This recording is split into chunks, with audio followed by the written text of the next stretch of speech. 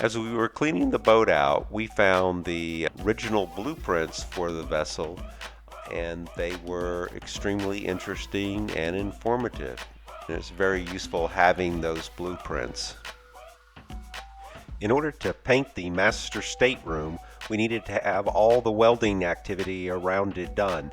The first area that needed welding work was the stairs, and here you see the area of the stairs that needs to be fixed, cut out, and then the new metal welded in. We then moved inside the Master Stateroom and wanted to raise the ceiling. There were all these tangs hanging down that they had used to hang the ceiling from, and they hung down about 4 inches or so. This made the ceiling level with the main center beam that went through the room, and by removing them we could raise the ceiling in most of the areas by, like I said, 4 inches, and the main beam would just be in the center there, and we basically had that framed out. You can see some of that eventually in the salon. I am removing the tangs with the new little plasma cutter. So there are all the tangs removed, quite a few in the room. And here is the stateroom with all the welding done and everything. And now we're getting some paint supplies.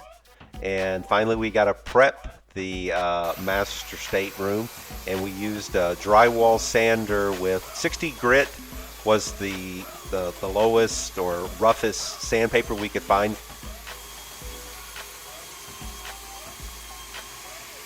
Here we have the room all ready for paint, windows taped up. You can see the welding there in the corner.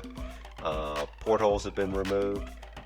So basically, and there you see the flooring.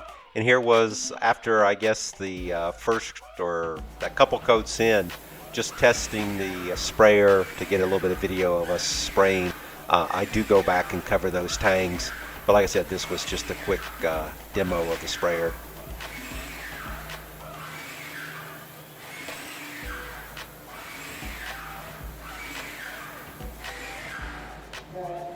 So here it is with the finished painting. We basically went white, gray, white, gray. So here you can see the final gray. We also celebrated our daughter's graduation with her optical engineering degree and our son's graduation from high school. We also sold our Maxim Express cruiser. So that was our Lake Powell boat that we really enjoyed.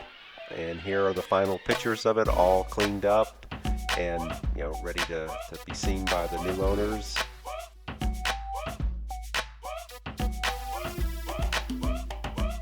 Here they have it on the trailer. We're taking it to Arkansas, where it lives on a Arkansas River Lake, I believe now. And there I am helping the new owner put the cover on it. Later.